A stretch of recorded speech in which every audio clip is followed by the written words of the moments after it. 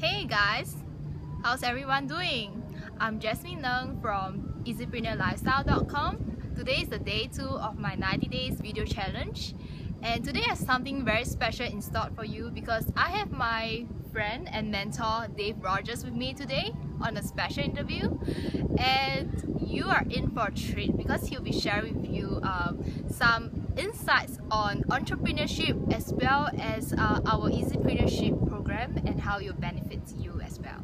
So Dave is actually a speaker, a coach, as well as a serial entrepreneur. So let's enjoy the interview. Fantastic.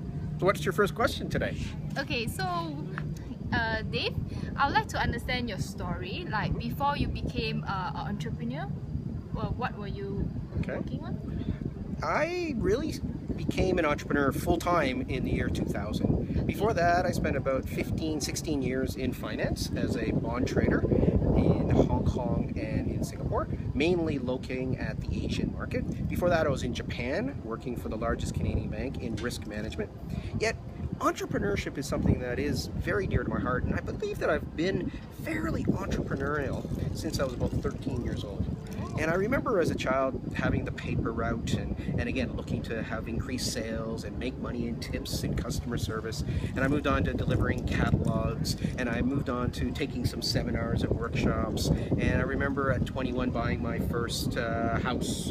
And I remember always being interested in the stock market, actually age 14, 15, buying my first stocks. So I believe that the serial entrepreneurship has really been it fueled when I was a youngster, and it continues to be now, where I'm very much in education, learning different ways to use the internet and technology, lifestyle, and to be able to have the greatest life a person can have. And I think that's one of the things I'm really passionate about, is attempting to use not only the laws of business and really understanding the laws of wealth creation, yet also combining that with the art of fulfillment and working with individuals to find out what makes them happy, what makes them feel fulfilled. And it's that blend, it's that duality, it's that yin-yang that really intrigues me and really brings a lot of curiosity into my life.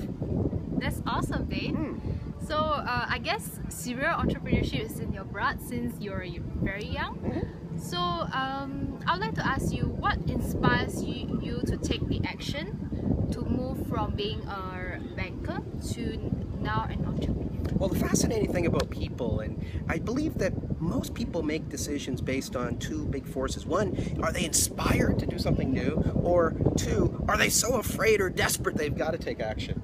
And so in the year 2000, I had a little bit of both, where on the one hand I had the birth of my son, which was inspiring. I wanted to be the best I can be as a father. And then number two was the business I was in. It was after the Asian crisis. My billion-dollar portfolio went down to 500 million, went down to 250 million, went down to 100 million. And so my life really changed. And I also had some awareness from a book called Confessions of an Economic Hitman that painted my job as a financier in a very different light.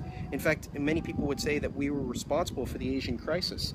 And I remember speaking to the Minister of Finance in Indonesia and having tears come out of my eye ducts, because it really was attempting to get money back into Indonesia because all of the US dollars had been sucked out of the country and the people were starving. So there was that blend of a desperation of the life that I was living, that I no longer wanted it, and I actually wanted to be a change maker into adding value to people's lives, and then the inspiration of being a new father and wanting to be the best father, best person I could be. Awesome. Yes, I feel that entrepreneur does make a change in people's life as well as a society in general. So Dave, do you have what do you think are some of the traits that people need to become an entrepreneur? Traits for entrepreneurs? Yes. Okay. The thing that I really have studied, and actually I have studied this quite extensively in more than 30 countries. I've traveled, I've written a couple of books on this. My latest book is called Entrepreneur X Factor. And this is, again, studying different people's success formulas. That's the beautiful thing about wealth creation. It actually does leave a blueprint. It actually you can study somebody's success, and if you model it close enough, you'll get the similar results. And so when we studied X Factor for people, we did find that different people people's X factor, if it's really harnessed and it's developed, they can become great leaders. And it's not one particular type of leader, because there are many different leadership types. Yet one of the things that is very clear is someone's X factor, when it's really embraced, when it's developed, when it's grows, a person becomes confident, has self-esteem, and then they really know if they want to have a great business, it's going to be about building other people.